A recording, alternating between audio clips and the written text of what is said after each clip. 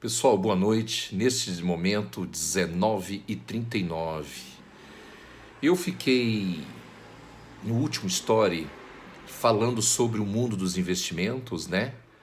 Explorando instrumentos de renda fixa, instrumentos de renda variável e fiquei devendo para vocês instrumentos de derivativos. Então, o meu objetivo hoje é falar sobre derivativos. Pessoal, quando a gente fala de gestão financeira, um dos principais pontos, pilares de gestão financeira é o seu conceito e a mensuração de risco. Quando a gente fala de expectativa de lucro de uma empresa, a gente tem que analisar juntamente com isso os riscos envolvidos no negócio. Então, por exemplo, quando uma determinada empresa brasileira vende os seus produtos, fabricados aqui no Brasil, e vende esses produtos ou exporta esses produtos para os Estados Unidos, o recebimento desses produtos será em dólares.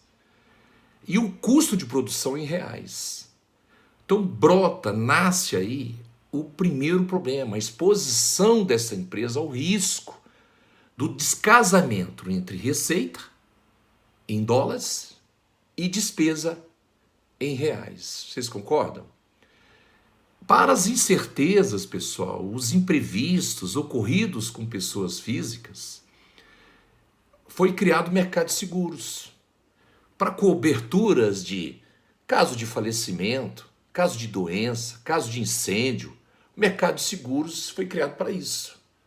Para as incertezas, para os imprevistos, para os riscos envolvidos no mercado financeiro, da mesma forma, foi criado o mercado de derivativos.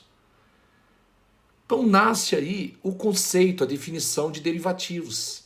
São instrumentos financeiros criados cujo valor, cujo preço de negociação deriva de um outro ativo, que a gente chama ativo objeto. No caso aqui, ações, por exemplo. Então, o contrato futuro de um determinado ativo deriva de um outro ativo.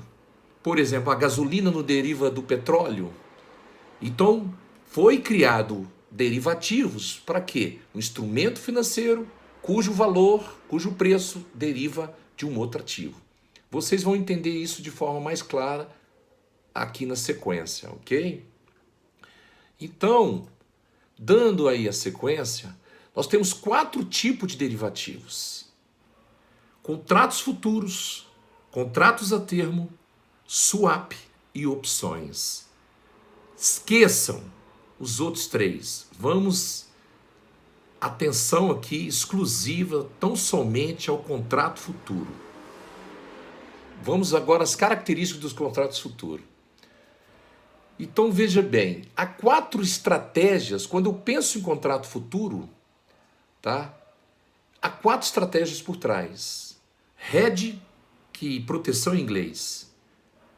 Arbitragem, alavancagem e especulação. Ok? A gente faz um hedge, que a gente chama de proteção, olha só que interessante. Vamos, por exemplo, que eu estou comprado em 100 mil reais em ações da Petrobras. Se essas ações caírem de forma vertiginosa, ou pouco ou muito, eu estou perdendo patrimônio. Então o que eu faço? Eu faço um hedge. Eu vou me utilizar de um instrumento financeiro chamado derivativo de ações, contrato futuro, com uma liquidação futura, tá? Me proteger de uma eventual oscilação de queda das ações da Petrobras. Se elas caírem, eu estou protegido. Olha o tanto que o mercado financeiro te dá alternativas de proteção. E isso é um mecanismo muito usado, uma estratégia muito usada pelos grandes players. Quem são os grandes players? Os grandes bancos. Bradesco, Itaú, Banco do Brasil, BTG Pactual, as grandes corretoras, XP, Genial e por aí vai. Então eles se utilizam de hedge, ok? De proteger o seu patrimônio. Dando sequência, você tem arbitragem. Aí eu já não entro, é muito peixe pequeno a gente, né? Aí os grandes players, eles fazem arbitragem. O que é arbitragem? Eles se utilizam dessa estratégia quando há uma distorção de preços do mercado à vista em relação ao mercado futuro, ou do mercado futuro em relação ao mercado à vista. Eles entram arbitrando. Ok? Alavancagem. Esse é interessante, esse é o que eu faço todos os dias. Com pouco recurso, ou com recursos insuficientes, depositando uma margem de garantia pequena na B3 ou na minha corretora, eu posso me alavancar, eu posso comprar um ativo derivativo de ações, no caso, contrato de índice, com futura liquidação, tá? Fazendo alavancagem, ou seja, com alto ganho, tá? Com pouco recurso, eu posso ter um potencial de lucro, me usando dessa estratégia de alavancagem. E por último, nós vamos para a especulação, também faço. Eu faço compra e venda todos os dias, né? Objetivando ou buscando de forma rápida lucro em razão da oscilação de preços. Ok? Então eu falei das 4 estratégias que as grandes players, mas que eu também, pessoa física, posso usar. E aonde, qual o local, o ambiente de negociação desses contratos futuros? A B3, a Bolsa de Valores. E aí, pessoal, há uma característica principal nos contratos futuros, que é o ajuste diário. O próprio nome está dizendo, é um ajuste de crédito ou débito.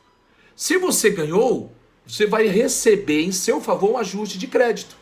Se você perdeu, vai ser debitado na sua conta, em seu desfavor, um valor também, em razão da sua perda. O ganho é valorização, tá? A perda é uma desvalorização. Depende da posição que você abre, tá? Mas a característica principal do contrato futuro é essa: ajuste diário todos os dias. Por conta de quê? Por conta da segurança. A B3 ela precisa garantir para o vendedor o dinheiro e garantir para o comprador o ativo. Então, ela faz essa exigência de margem, tá? De garantia, que a gente chama de ajuste diário, tá? Dando sequência, pessoal, os contratos futuros mais relevantes negociados na B3, um dos é o índice futuro de Ibovespa, ou futuro de dólar, ou DI futuro de juros. Vamos esquecer DI futuros e vamos atenção ao índice futuro de Ibovespa. Lembra quando eu falei que existe o Ibovespa, esse divulgado pela mídia? Ele é uma cesta de ações negociados no mercado à vista. Agora, quando eu pego essa mesma cesta de ações e quero saber quanto que ela vai valer daqui 2 meses, eu estou falando de contrato futuro. De quê? Do índice Ibovespa. É isso que eu faço todos os dias. Então eu negocio mercado futuro de contratos do índice Ibovespa. Qual é o valor, que preço que ele vai chegar daqui 2 meses? A gente chama de precificação. É isso que eu faço todos os dias. Ele cai, eu ganho. Ou ele sobe, eu ganho. Depende da posição. Se eu estiver vendido, eu tenho que torcer para cair. Se eu estiver comprado, eu tenho que torcer para subir. Então é isso que é índice futuro de contratos de Ibovespa.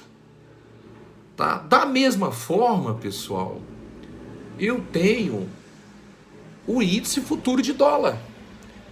Quando a gente vê a mídia divulgando o resultado do dólar subiu tanto, teve alta de tanto, ou teve queda de tanto, nós estamos falando de dólar à vista. O dólar negociado no mercado à vista. Mas eu como empresário, se eu tenho negócios lá fora, eu preciso saber quanto que esse dólar vai valer daqui a 1 mês. Aí eu faço o quê? negocio futuro de dólar, me utilizando das estratégias que eu acabei de falar para vocês, ou alavancagem, ou hedge, que é proteção, ou arbitragem. Mas o que é importante vocês observarem é isso, tá? Então, o que é derivativos? Futuro de índice e Bovespa, e futuro de dólar. Nos próximos stories, eu estarei postando em detalhes os produtos de forma mais específica, de forma mais especial, de mais detalhes sobre renda fixa, sobre renda variável, mas um enfoque maior, que é o meu dia a dia, instrumentos de derivativos, futuro de dólar e futuro de índice Bovespa. Espero que eu tenha ajudado. Uma ótima noite para vocês, que Deus abençoe todos vocês. Um abraço forte. Tchau, tchau.